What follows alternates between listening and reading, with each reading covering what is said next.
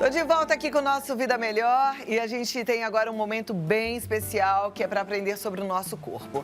A gente precisa entender sobre os sintomas. Às vezes nosso corpo dá sinais e a gente é negligente e a coisa pode ir complicando.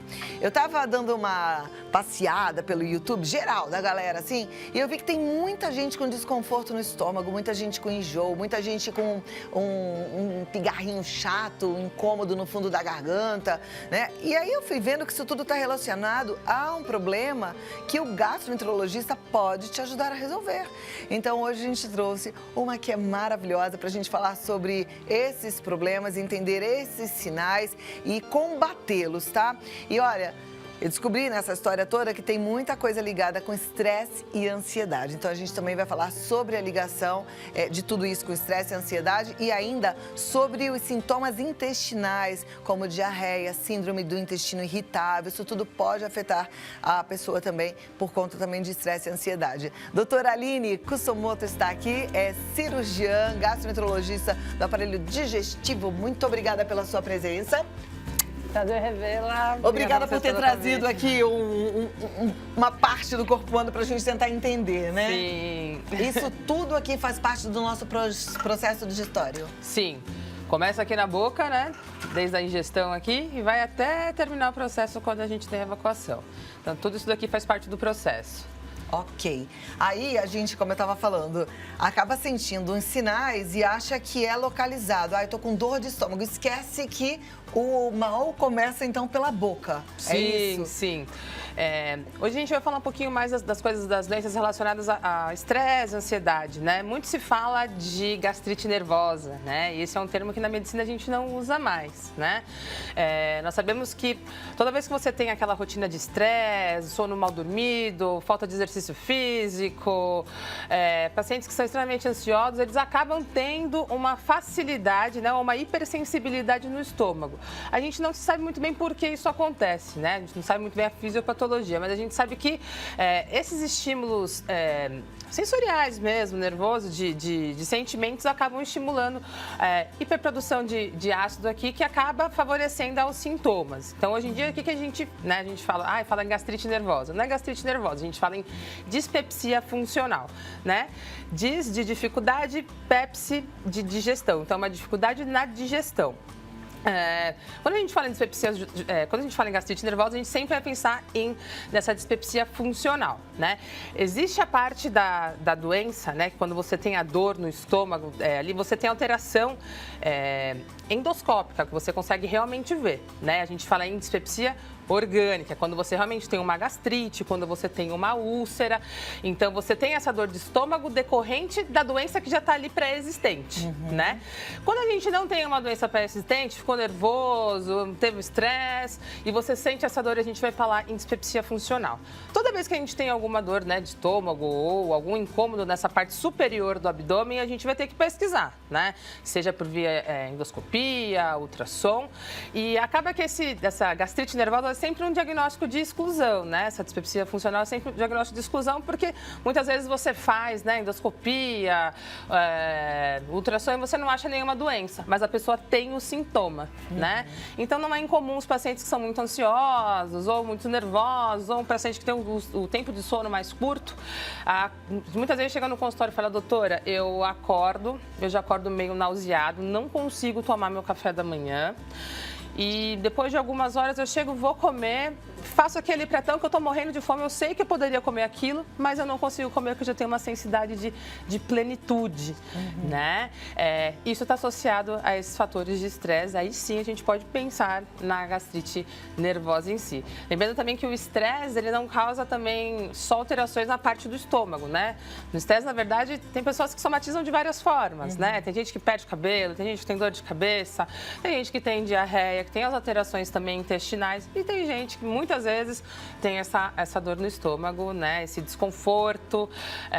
E a gente não sabe exatamente por que acontece isso. A gente sabe que tem pacientes que desenvolvem essa característica. Ok. Você falou das pessoas que ficam inapetentes, que não conseguem comer por conta do estresse, da ansiedade, mas tem também o contrário, né? Aquelas que descontam tudo na comida. Sim. Quando a gente come demais, em excesso, esses problemas podem ser agravados ou não tem relação? Sim, podem ser agravados sim, né? O estômago, que a gente está vendo aqui, ele é um compartimento de armazenamento, né? E aqui a gente tem produção de ácido para quebrar as moléculas do que a gente come. Então, se você come muito ou você come e ingere a água junto, a gente tem uma válvulazinha aqui que acaba sendo forçada quando esse estômago está cheio, né?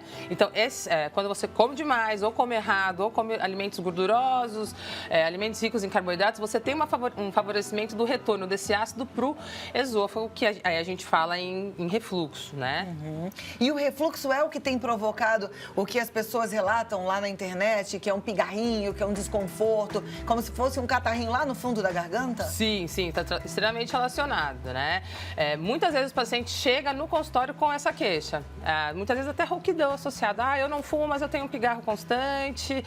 Ou eu tenho aquela queimação que não cessa. E você vai ver que geralmente está associado... tem casos que são mais avançados, né? Que aí acaba não tendo relação direta com a alimentação.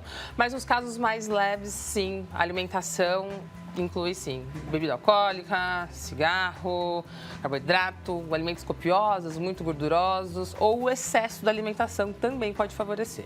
Por isso é que a gente tem que sempre buscar o equilíbrio, né? Tem que tentar ficar bem, comer direitinho, acalmar. Por isso a gente fala sempre assim, faz um exercício físico que é para a cabeça, ficar bem, meditação, isso tudo é importante. E na hora de fazer a sua alimentação, fazer aquela alimentação consciente, que às vezes a gente come sem perceber e nem mastiga. A mastigação pode interferir também nesse processo? Sim, porque a digestão ela começa na boca, né? Então aqui, quando a gente começa a mastigar, alguns alimentos já começam a ser digeridos a partir daqui, né?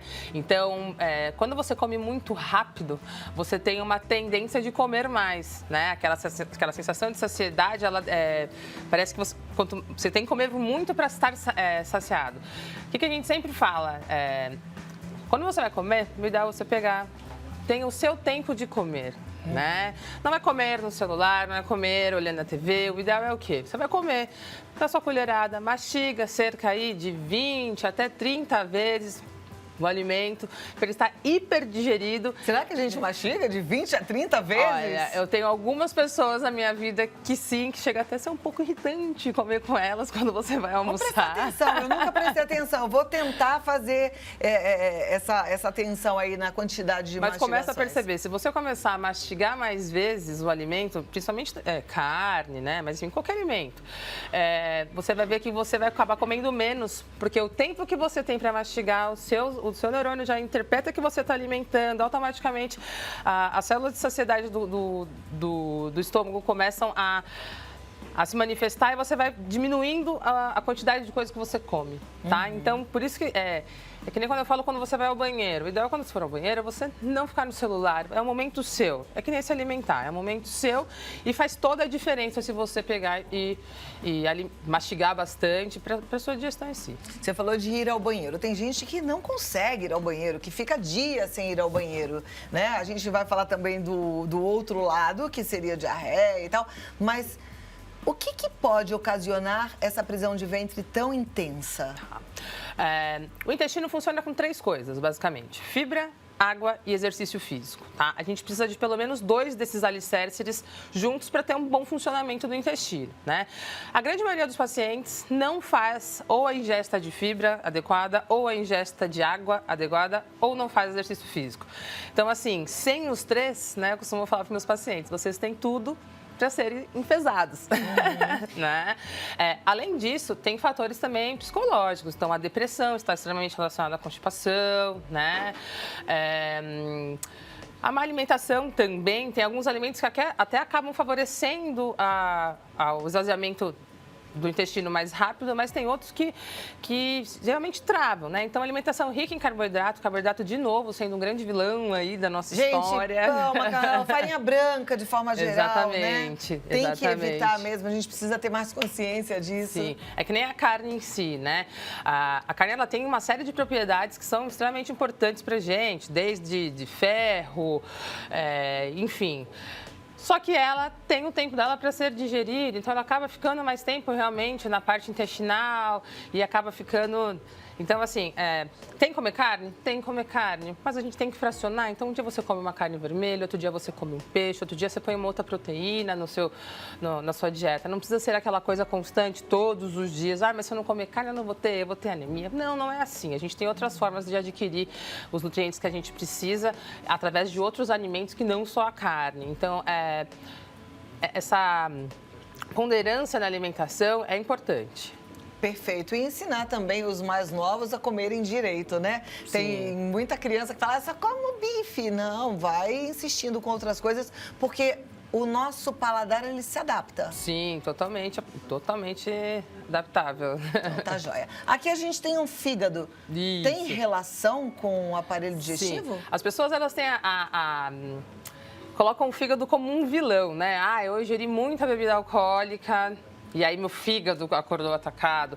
Ou eu fui numa churrascaria, comi horrores e estou empanzinado. E a culpa não é do fígado, a culpa é do estômago que não consegue digerir tudo daquela forma, né? E aí acaba te dando toda essa repercussão, seja de dor de cabeça, seja de empanzinamento, né? Então, o fígado, ele não é um grande vilão. Na verdade, o fígado, ele é, assim, a gente pode dizer que ele é um salvador do organismo, porque tudo que é importante passa por aqui, todos os medicamentos que você toma, eles são metabolizados aqui, as toxinas do corpo todo acabam passando pelo fígado, então ele é um grande filtrador do nosso organismo, tá? Então, o fígado, ele é um órgão bonzinho. E a gente precisa cuidar do nosso fígado, muito, né? Se a gente não cuida do resto, o fígado acaba sendo comprometido e não o contrário, tá? Não, eu tomei e aí estragou meu fígado, e o fígado que me deu dor de cabeça. Não, é o contrário. A gente estragou o estômago que não aceitou as coisas que tinham ali e por isso que você teve toda essa repercussão. Temos muitas perguntas e aqui é bom porque a gente já tem alguém para responder. Então, a primeira é da Cláudia, do Sumaré. Ela quer saber por que o tratamento para esofagite é longo. O meu vai ter duração de 6 meses? Isso. O tratamento da esofagite ele é longo porque se a gente não tratar, além da reeducação alimentar que você tem que ter, né? É uma inflamação que você tem na porção do esôfago. Então, você primeiro tem que fazer, que nessa região aqui, né? Então, é o retorno do ácido do estômago para o esôfago. A gente tem que fazer o quê? Primeiro, reestruturar toda essa camada, né, do esôfago que está inflamada. Isso vai um tempo, né? A gente precisa também estabelecer aqui, a gente tem uma válvula aqui, uma musculatura que acaba fechando quando a gente engole alimento. Então, tem alguns medicamentos que a gente usa que ajudam a esvaziar o estômago para pegar e evitar que esse refluxo retorne. O tratamento ele é prolongado porque é uma doença um pouco mais difícil de ser tratada, né? Se o tratamento clínico não for efetivo, o próximo passo é cirúrgico, né? Então, a cirurgia a gente fala sempre que é a última opção, né? Então, é necessário a gente fazer todo esse acompanhamento. O tratamento realmente vai aí de 4 a 6 meses para então a gente fazer um exame um pouco mais invasivo e ver se realmente o paciente tem indicação ou não de fazer a cirurgia, né? A válvula anti-refluxo. Perfeito. Obrigada pela participação, Cláudia. A próxima pergunta. Olá, quando estou estressado, fico um longo tempo sem comer e sem beber água. Fico com sono e só depois de dormir é que volto a me alimentar. Isso é ruim? Daniel Ulisses de Melo Ribeiro, ele mora em Anápolis, Goiás. Sim, isso é ruim. Por quê? A partir do momento que, durante o período de sono, Deus foi tão bom com a gente que até na hora de dormir ele pensou na gente, né? Então, quando você está dormindo, a produção de ácido ela é muito menor no nosso organismo. Então, quando você acorda, o ácido ele começa a ser produzido, até porque você tem ingestão de saliva, entre outras coisas, né? Ai, perdão, me perdi. Não, você estava falando que durante o sono, que é ruim ficar sem comer durante muito tempo. Se você acorda, você já está em jejum no período de 8 horas ali, mais ou menos, você acreditando que a pessoa dorme 8 horas, você já está em jejum 8 horas, seu estômago está vazio. Se você pega e ainda mantém isso, prolonga isso, você fica muito tempo com o seu estômago vazio e exposto ele ao ácido. O ácido do estômago, ele foi feito para degradar as moléculas de comida que a gente ingere, né? Só que ele, muito tempo no estômago, ele acaba sendo corrosivo também para a mucosa gástrica. Então, isso pode vir a levar a gerar uma gastrite e a ter sintomas de dor de estômago, sim. Então, e essa turma que está fazendo o jejum intermitente de 18 horas, a gente está ficando sem comer um dia inteiro, como pois é que fica? É uma briga na medicina isso, né? Eu, particularmente, eu não sou muito a favor, né? Porque eu entendo que toda vez que seu organismo, ele tem que receber uma quantidade de alimento por período, né? Se você fica muito tempo em jejum, quando você vai se alimentar, seu organismo entende o quê? Eu gastei minhas energias, minhas reservas energéticas e agora que está vindo esse alimento, eu vou ter que absorver mais a caloria disso. Então, na minha concepção, pelo menos o que eu estudei, né? Na minha faculdade, na minha vida, que eu tenho de percepção é isso. Toda vez que você fica muito tempo de jejum, quando você se alimenta, o alimento ele tende a querer se acumular em forma de energia no seu corpo, tá? É como se você tivesse desnutrido ou sem alimentação. Você fica muito tempo sem comer, você acaba não só perdendo essa parte de queimar essa gordura, né? Essa energia extra que a gente acaba tendo no organismo. Você acaba também pegando outras partes, como musculatura.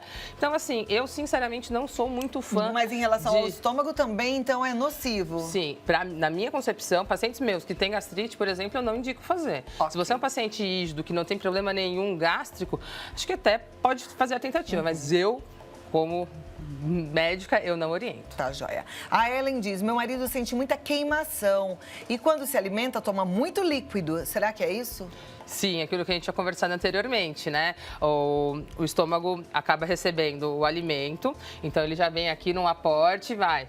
Encheu aqui de comida, você ainda coloca o líquido. Quando você bebe muito líquido, não tem muito para onde ir, né? Aqui a gente tem uma válvula também. E até ele fazer a digestão, para ser liberado aqui para a parte do intestino, isso demora. Então, a tendência do quê? Tudo isso daqui que fica acumulado aqui, acabar forçando a válvula que a gente tem aqui e acaba voltando a alimentação. E aí dá a queimação. Sim. Porque e a azia? Por que dá azia? A azia também o retorno do ácido pro esôfago, né? O esôfago, ele não foi feito para receber nada ácido, ele só é um órgão de condução, tá?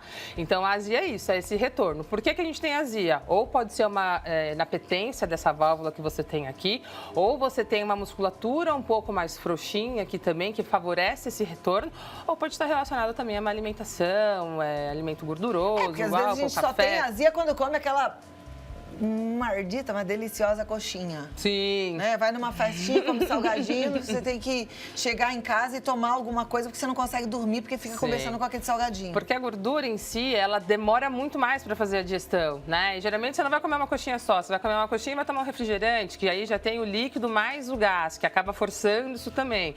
Então, bebidas gasificadas também não são bacanas para ninguém, inclusive para quem tem doença do refluxo e gastrite. Ok. Próxima pergunta é da Jaciele Lima, de Guará, em São Paulo. Ela fala, boa tarde, queria saber o que eu posso fazer para ir ao banheiro todos os dias, porque passo até 4 dias sem ir e por causa disso minha barriga fica inchada. Sim. Aquilo que a gente tinha conversado também. Água, fibra, exercício físico. Mas existem pacientes que, mesmo assim, eles têm uma dificuldade de ir ao banheiro. Então, é melhor procurar um coloproctologista para a gente ver aonde que a gente está errando, né? Se é na ingesta ou se não, se você realmente tem uma deficiência e seu intestino não funciona da forma que deveria funcionar. O ideal da gente ir ao banheiro é pelo menos uma vez, dia sim, dia não, ou no máximo uma vez a cada 2 dias, tá? Mais do que isso, a gente começa a tratar como constipação. Existem alguns exames que a gente consegue fazer, como o tempo de trânsito intestinal, que ele consegue mostrar pra gente. Então, você toma como se fossem umas cápsulas que elas têm... Quando você tira o raio-x, você consegue enxergar. Então, imagina que você pega um botão de calça branquinho e engole um tanto lá. Você engole ele aqui, no primeiro dia você vai tirar um raio-x, aí os botões vão estar aqui no estômago. No terceiro dia você tira outro raio-x, então os botões já tem que estar mais aqui, né? No 5º dia que você tira o raio-x de novo, provavelmente, nas pessoas normais, esses botões já saíram, né? Quando você tem uma constipação crônica, que realmente é uma não funcionalidade do seu intestino, você consegue ver, de repente, depois de 5 dias ainda está parado aqui, sendo que já era para ter eliminado. Então, o ideal é procurar um coloproctologista mesmo, ou para adequar... Como é que é o nome do especialista que cuida disso? Coloproctologista. Coloproctologista. Anota aí, coloproctologista. Procura esse especialista, tá? E aí vamos tentar descobrir o que está acontecendo contigo, né? Próxima pergunta é da Andréia, de Jacarepaguá. Claudinha, seu programa é demais. Obrigada, Andréia. Gostaria de perguntar para a doutora quais são os alimentos que devemos evitar para não termos gases. Existe isso? Sim. Ao longo do tempo, né, principalmente as mulheres, quando chegam mais na fase de menopausa, não é muito incomum chegar no consultório e doutora, eu estou com muitos gases, né? Existem algumas doenças que favorecem a formação de gases, como a doença diverticular, mas a alimentação também. Então, assim, ao mesmo tempo que a gente fala que é muito importante você ter uma alimentação rica em fibra, em vegetais, em fruta, alguns desses alimentos acabam favorecendo ou aumentando a produção de gases, né? Como couve-flor, brócolis, o próprio couve em si, a selga.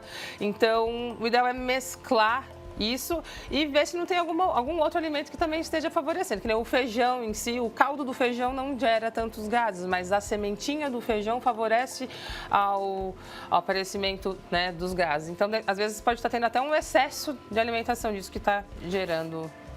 Então, fica de olho aí, Andréia, nessa alimentação, tentar evitar. A Vânia mora em Ouricuri, no Pernambuco. E ela pergunta o seguinte: tenho muitos problemas de estresse, comecei a fazer exercícios físicos e também melhorei minha alimentação e a ingesta de água. Melhorou muito, mas sinto uma tosse com um gosto de sangue. Eu gostaria de saber se pode ser gastrite. Gastrite não, isso pode ser refluxo, né? Toda vez que a gente faz exercício físico, você tem um aumento da pressão dentro do abdômen, seja puxando ferro ou empurrando. Essa pressão dentro do abdômen, quando você aumenta a pressão intraabdominal, você acaba forçando essa válvula que está aqui, tá? Então, se você já tem uma doença do refluxo, de repente o excesso de exercício físico pode favorecer a piora dos sintomas. O ideal é fazer uma endoscopia e procurar um gastro, né? Então, no seu caso, Vânia, um gastroenterologista, certo? Isso. Doutora Aline está em São Paulo, você está aí no Pernambuco, mas com certeza tem um bom médico por aí. A Cristiane, de Passo Fundo, gostaria de saber se o estresse colabora para a piora da doença de Crohn e se tem alguma dica para uma vida melhor para quem já é portador dessa doença. Sim. Bom, a doença de Crohn é uma doença autoimune, né? Uma doença que acomete todo o trato digestivo, mas a gente tem mais uma repercussão maior aqui na parte intestinal, que está relacionada à diarreia. Então, um paciente que tem diarreia crônica, tem mais de 10 evacuações por dia, isso acaba deixando o paciente desnutrido. O paciente de Crohn tem que saber que é uma doença que é para sempre, tá? Não existe cura, então tem que ter um acompanhamento intenso com o coloproctologista. Não existe nenhuma alimentação, assim, que a gente fale, que você não pode comer. A gente sabe que tanto o glúten quanto a lactose, eles são alergênicos, né? Não tem nenhum estudo ainda que mostre que se você deixar de comer esses alimentos alergênicos, eles melhoram ou pioram a condição da doença de Crohn. Mas os meus pacientes eu tenho que sempre orientar, porque a doença de Crohn nada é que uma alergia contra o próprio intestino, contra a própria célula do corpo dela, né? Então, evitar essas coisas alergênicas, eu acho que acaba ajudando de alguma forma, tá? Mas a doença de Crohn é uma doença que tem que ter um acompanhamento incisivo, com medicação e psicólogo, eu acho que faz parte, porque geralmente os pacientes que têm doença de Crohn, até por conta do desgaste da doença, do tempo que demora para ser diagnosticado, eles acabam tendo algum fator psicológico alterado aí. Ou uma depressão, ou uma ansiedade muito grande, porque você tem um problema que você não sabe o que é, geralmente vai um médico, vai no outro, não consegue achar, e depois de muitos médicos você acaba achando a doença. Então, assim, é uma doença que requer um cuidado contínuo, próximo, e tem que levar a sério. Exatamente. Né? Bom, doutora Aline, ela tá no www.clinicakusomoto.com.br, o Instagram Clínica Kusomoto, tem mais informações sobre... Eu queria dar o meu Instagram agora, o seu meu, também. que é @DRA Aline Kusomoto. Tem o da clínica e tem o meu também. DRA Aline Kusomoto. Isso. Então, entra lá, segue a doutora Aline e aí a gente vai aprendendo mais sobre o nosso corpo. Meu amor, obrigada mais uma vez. Pra cuidar cada vez melhor da nossa alimentação, né? Gente, papo bom. Eu sempre fico grata porque esses médicos que vêm aqui compartilham aquilo que eles sabem para nos ajudar, mas isso não exclui a sua visita ao médico. Ao contrário, sempre quero lembrar a você de fazer seus exames preventivos, de visitar os seus médicos com a frequência indicada, né? Então, você sabe, mulheres visitam o ginecologista pelo menos a cada 6 meses, os homens a partir dos 40 anos eles precisam procurar um urologista. E a gente tem que ter o nosso clínico geral, fazer todos os exames direitinho, cuidar da nossa saúde, porque ela é nosso bem maior. Então, não perca!